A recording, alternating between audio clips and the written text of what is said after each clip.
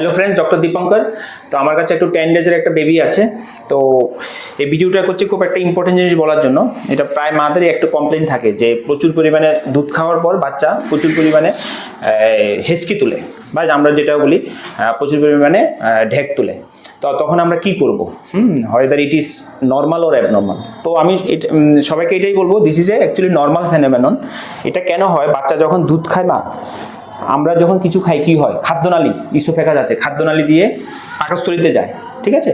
তো ওর দুধটা যখন খায় খাদ্যনালী দিয়ে ওটা পাকস্থলীতে যায়, ঠিক আছে? তো আমাদের এই যে বুক আর পেটের মাঝখানে একটা পর্দা আছে, এটাকে বলা হয় ডায়াফ্রাম, ঠিক আছে?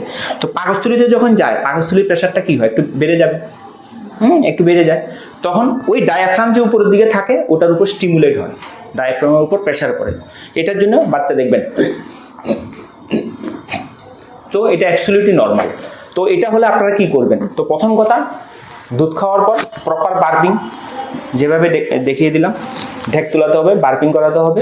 আর 2 নম্বর, তারপরে যদি বেশি পরিমাণে হেঁচকি হয় তখন আপনারা সবচেয়ে বেস্ট এরকম করে বাচ্চাকে ধরে রাখবেন, upright position. Keep the child in upright position, সোজা করে এভাবে রাখবেন অ্যাটলিস্ট 30 to 40 মিনিটস, দুধ খাওয়ার আগে, দুধ খাওয়ার পর, ঠিক আছে? এইভাবে করে রাখবেন।